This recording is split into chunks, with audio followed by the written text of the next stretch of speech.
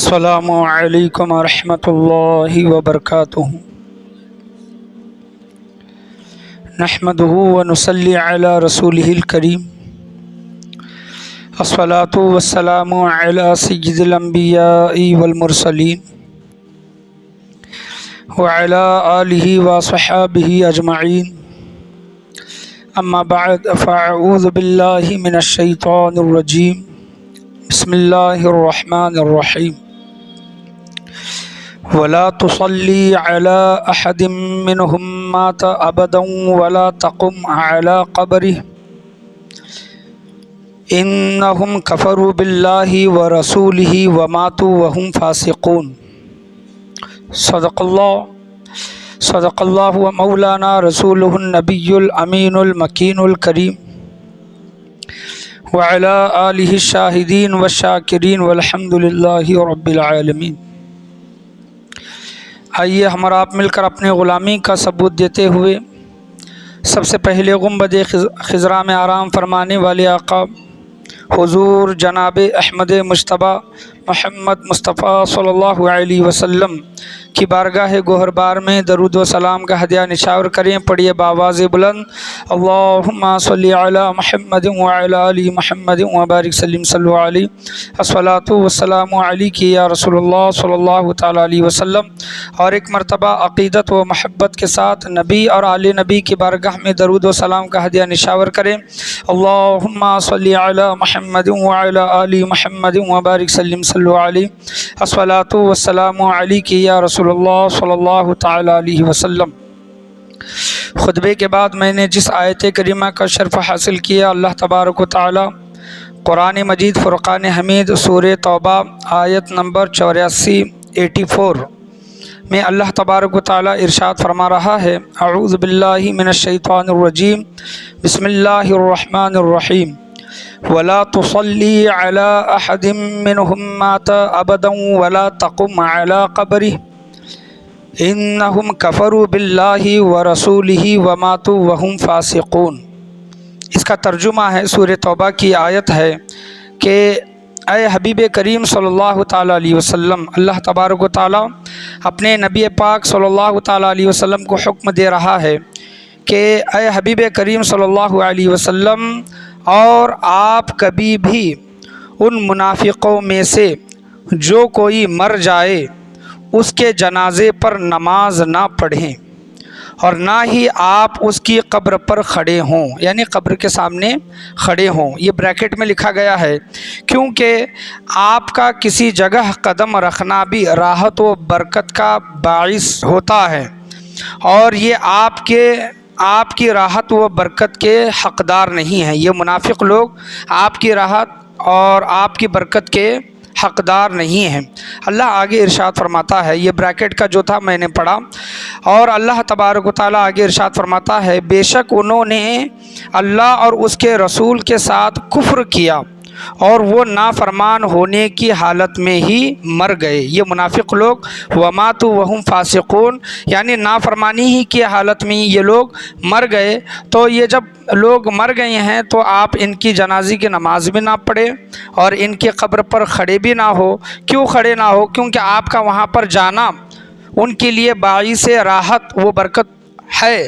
تو اس وجہ سے اللہ تبارک و تعالیٰ نے حضور صلی اللہ تعالیٰ علیہ وسلم کو منافقوں کی نماز پڑھنے سے اللہ تبارک و تعالیٰ نے منع فرمایا۔ اب یہاں پر یہ منافقوں کا ذکر چل رہا ہے، لیکن اصل جو میرا موضوع ہے کہ نماز جنازہ کے مسائل، جنازے کی جو نماز رہتی ہے اس کے مسائل۔ 2 جمعہ پہلے نثار جناب نے کہا تھا کہ حافظ صاحب جنازے کی نماز کے متعلق بولیے کہ بہت سے لوگ جنازے کی نماز نہیں پڑھتے، یعنی 100 لوگ ہیں، سمجھ لیں کہ میت کے ساتھ 100 لوگ آئے ہیں، لیکن اس میں سے 50% لوگ نماز پڑھتے ہیں، 50% لوگ وہیں پر کھڑے ہوئے ہاتھ باندھتے ہوئے کھڑے ہوئے دیکھتے رہتے ہیں، لیکن جنازے کی نماز میں شامل نہیں ہوتے۔ اور بہت سے لوگوں کا یہ گمان ہے کہ جنازے کی نماز بہت مشکل ہے، جنازے کی نماز بہت مشکل ہے، ہمیں اس کا طریقہ معلوم نہیں، اور جو دعائے میت جو پڑھی جاتی ہے اللہم اغفر لی حینا و میتنا، ہمیں دعا یاد نہیں تو نماز ہماری کیسی مکمل ہوگی اور ہم نماز کیسے پڑھیں گے؟ یہ غلط عقیدے ان کے اندر گھر کر گئے ہیں، اس وجہ سے بہت سے لوگ جنازے کی نماز پڑھتے نہیں، اور بہت سے لوگ یہ بھی ڈرتے ہیں کہ جنازے کی نماز پڑھیں گے تو ہم مر جائیں گے۔ یہ بھی ایک جاہل پن جس کو ہم کہتے ہیں، وہ ایک چیز ہے کہ جنازے کی نماز نہیں پڑھتے، حالانکہ جنازے کی نماز بولا گیا ہے، جنازے کی نماز فرض کفایہ ہے۔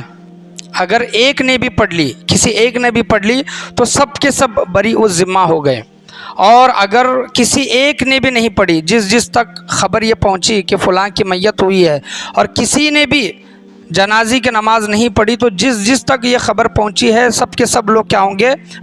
گنہگار ہوں گے۔ جس طرح اعتکاف جو لوگ رمضان میں کرتے ہیں یہ فرض کفایہ ہے، کسی نے ایک نے رکھ لیا تو سب کی طرف سے بریء الذمہ وہ ہو گئے، وہ اس کی طرف سے بریء الذمہ ہو گئے۔ اسی طرح جنازے کی نماز ہے۔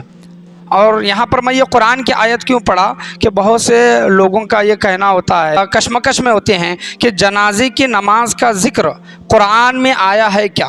ایک سوال کرتے ہیں، جو جنازے کی جو نماز پڑھتے ہیں اس کا ذکر قرآن میں ہے کیا؟ تو یہ جو میں نے آپ کے سامنے آیت پڑھی، اللہ تبارک و تعالیٰ جنازے کی نماز کے متعلق ہی فرما رہا ہے، لیکن اس میں نماز نہ پڑھنے کا حکم اللہ تبارک و تعالیٰ دے رہا ہے۔ کیوں دے رہا ہے؟ کیونکہ وہ منافقوں کا جنازہ ہے۔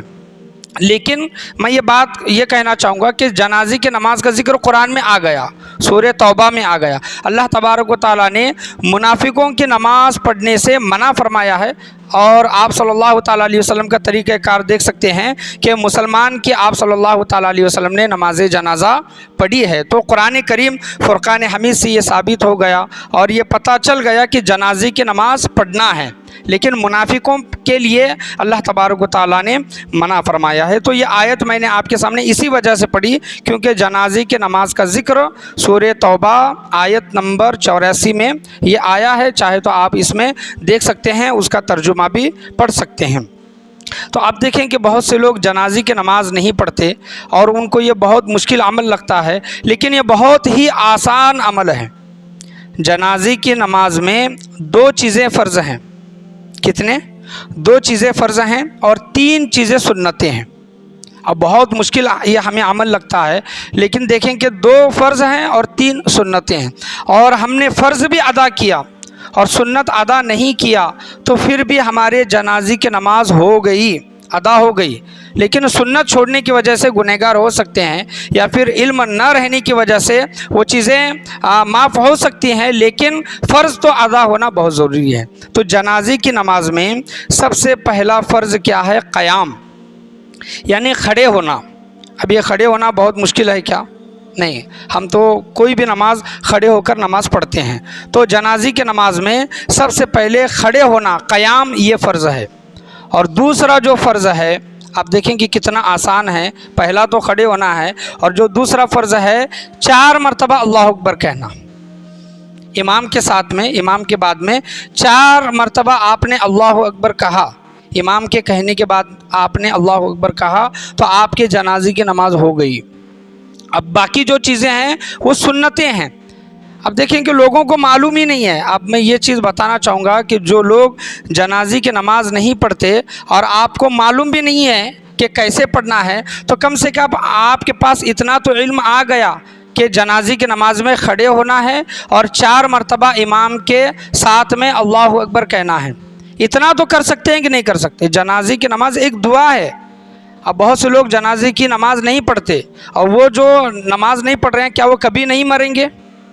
وہ بھی ایک نہ ایک دن مریں گے، اور اس کے ساتھ بھی ویسا معاملہ ہو، یعنی جس طرح اس نے دوسرے کے ساتھ معاملہ کیا ہے کہ جنازے کی نماز چل رہی ہے، وضو میں ہے، نماز پڑھ سکتا ہے، کوئی مجبوری نہیں ہے، لیکن پھر بھی جنازے کی نماز میں شریک نہیں ہو رہا ہے، کیا وہ انسان کبھی نہیں مرے گا؟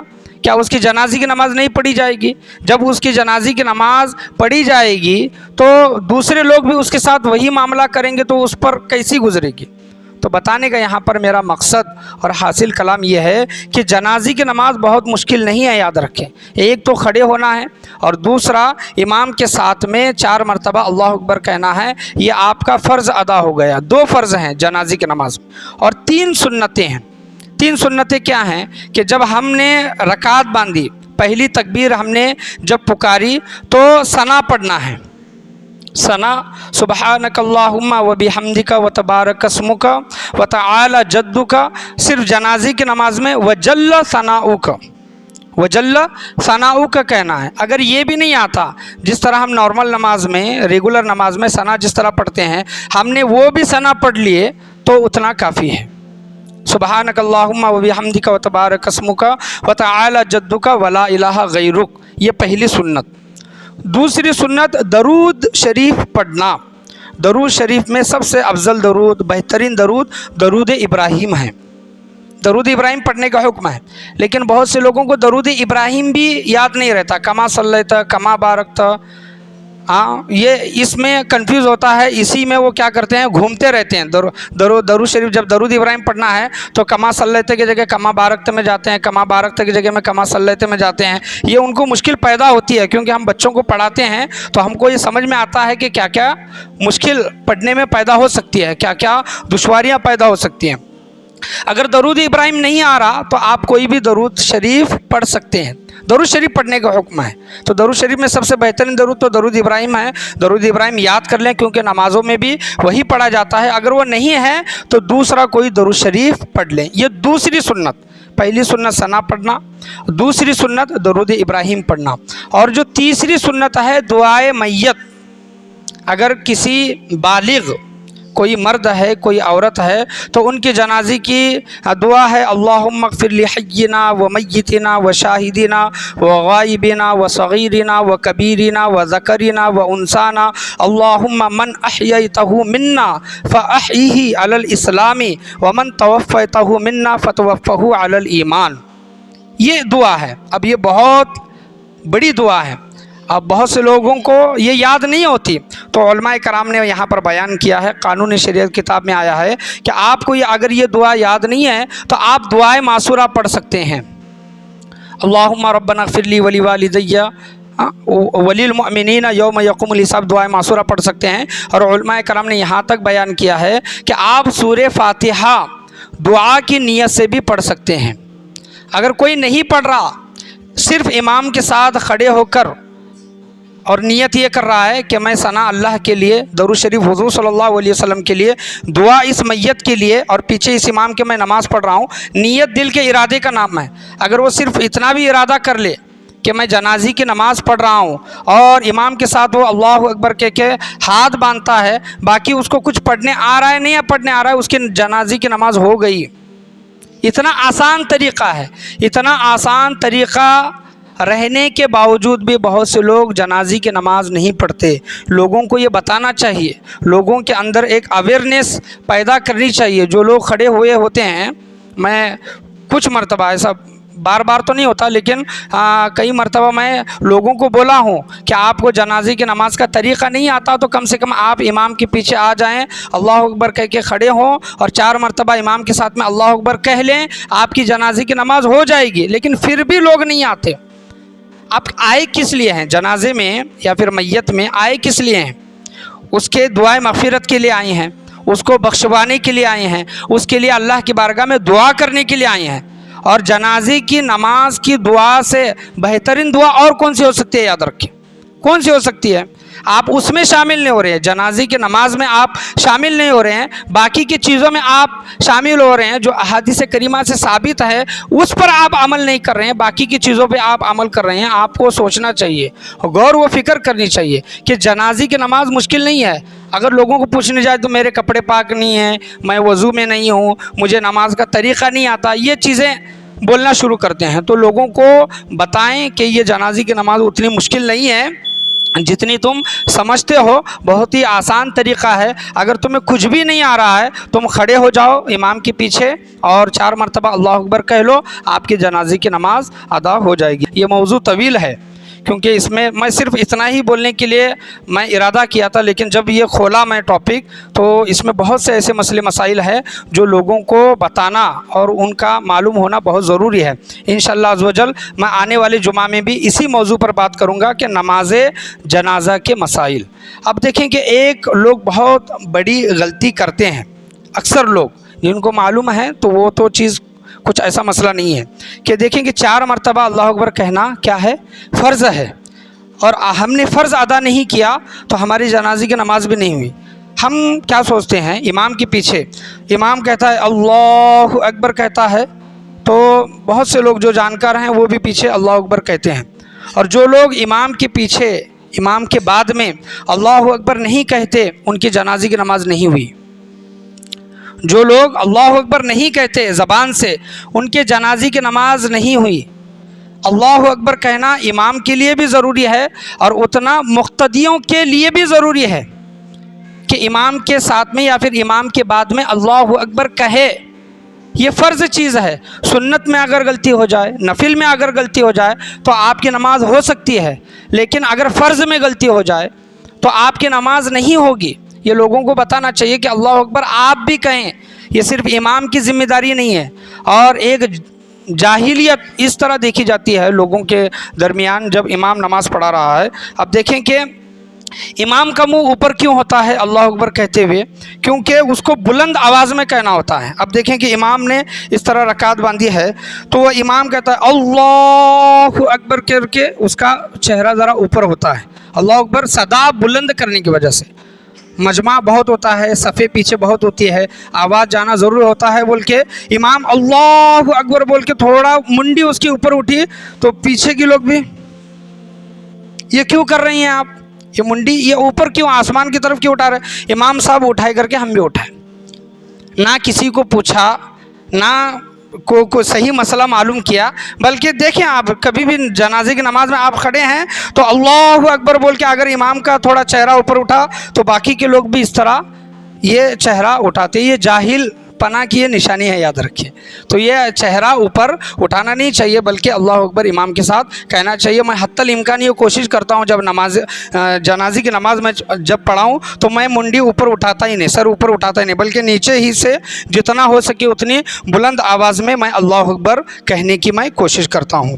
اب جنازے کی نماز میں بہت سے لوگ پڑھنے کا تو ارادہ رہتا ہے جنازے کی نماز، لیکن ہوتا کیا ہے، مسئلہ معلوم نہ ہونے کی وجہ سے، کسی کو نہ پوچھنے کی وجہ سے ہوتا کیا ہے، جب جنازے کی نماز شروع ہو گئی تو بعد میں لوگ آتے ہیں اور پہلی تکبیر ہو گئی، سمجھ لیں کہ ثنا پڑھنے کے بعد دوسری تکبیر ہو گئی تو لوگ کیا کہتے ہیں کہ میری جنازے کی نماز چلی گئی، اب میں شامل ہو کے میرا کچھ بھی فائدہ نہیں ہے۔ نہیں، علماء کرام نے بیان کیا ہے کہ اگر امام چوتھی تکبیر بھی پکارے یا پھر چوتھی تکبیر پکارنے سے پہلے اگر آپ کو جنازے کی نماز میں اگر وقت ملتا ہے تو اس میں شامل ہو جائیں۔ اب طریقہ کیا بتایا دیکھیں کہ امام پہلی تکبیر پکار کر ثنا پڑھتا ہے، ثنا پڑھنے میں زیادہ دیر نہیں لگتی، تو اگر کوئی اتنی دیر میں آ جائے امام اللہ اکبر کہنے کے بعد، اگر وہ آ جائے اور امام کے اللہ اکبر کہنے کے بعد وہ آ کر اللہ اکبر کہہ کے اس میں شامل ہو جائے، اگر اس کو ثنا پڑھنے نہیں بھی ملی تو ٹھیک ہے، اس کو نماز مل گئی۔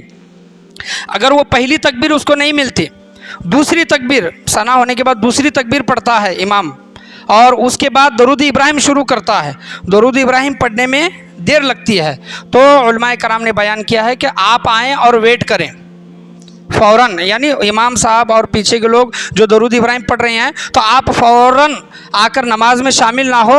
امام ایک تکبیر، وہ چاہے پہلی ہو، دوسری ہو، تیسری ہو یا پھر چوتھی ہو، ایک تکبیر پکارنے تک ویٹ کریں۔